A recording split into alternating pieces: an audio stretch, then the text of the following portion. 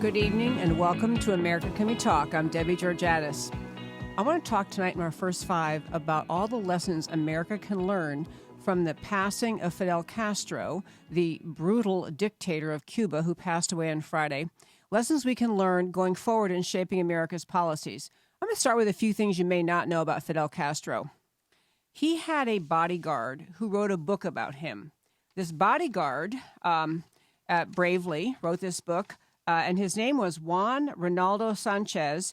He's Castro's longtime bodyguard. His book was called The Double Life of Fidel Castro, My 17 Years as Personal Bodyguard to El Líder Máximo. I assume that's something in Spanish, like the big shot leader. Anyway, this guy wrote a book about Fidel Castro in which he described him as a hidden life filled with political ruthlessness, mistresses, and greed.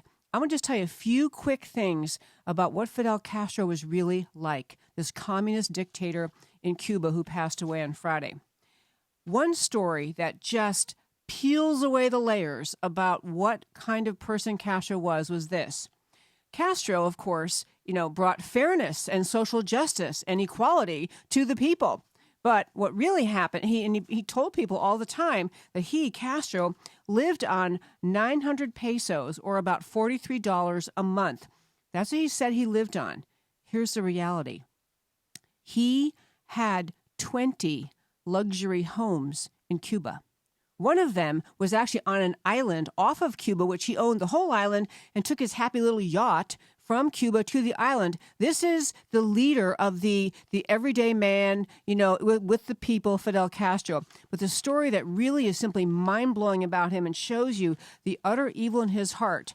So one thing that Castro did to make money was he offered safe haven to drug traffickers. If they would pay him money, he would let them hide on the island. So he's in Cuba, and he's making money on the side, organizing this effort to let especially Colombian cocaine dealers hide out in Cuba. Well, somehow or other, in the late 1980s, this came to the attention of the American officials and other international the international community.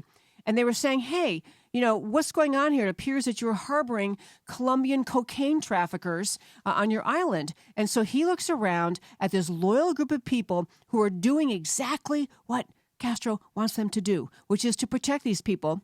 He picked a scapegoat.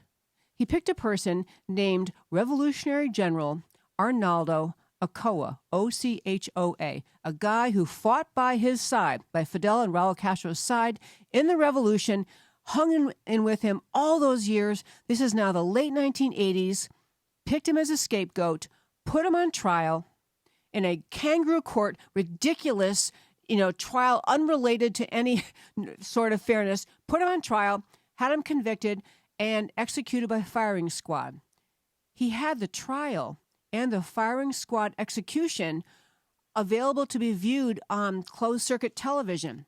He required all of his subordinates, including his own brother, Raul Castro, forced them to watch this kangaroo trial, this conviction, and this shooting and this, death by firing squad. And he did that, says his biographer, who was by his side 17 years, to send the message to all of them, I will kill any of you. I have no loyalty to any human. I will kill any of you.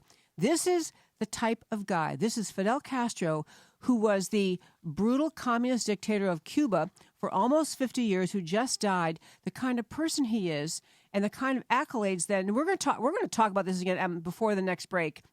After we're back from the break, because there are a lot of things that really insights about America and insights about the left, what they stand for, and the right, what they stand for. But, this kind of guy, the reactions you got from President Obama to his death versus the reaction from Donald Trump is really, it's just extraordinary. President Obama went out of his way to be sure to say nothing negative about this brutal killer. And by the way, Fidel Castro, he's, beside that he repressed religion and speech and assembly, beside that the masses are starving outside of the cities, he's responsible conservatively for the death of 35,000 Cubans. That's a conservative, the low estimate. High estimate, up to 141,000 deaths. from his hands. In fact, this was a study done by a professor, R.J. Rummel, who did a big study called Death by Government, wrote about governments who kill their people, and Cuba is an extraordinarily vile and vicious record on that. So here's what President Obama had to say. This moment fills Cubans in Cuba and the U.S. with powerful emotions, recalling the countless ways in which Fidel Castro altered the course of individual lives. History will judge him. What Trump had to say? He was a brutal dictator. He has a legacy of firing squads, theft, unimaginable suffering, poverty, and the denial of fundamental human rights. Folks, this is one great example of why Donald Trump won this election, because people are tired of sugarcoating. They're tired of not being told the truth. They want someone to speak up and say what's right, what's wrong. Trump's reaction, denouncing his evil dictator, is exactly what should happen. And after the break, we'll talk about it more. Don't go away.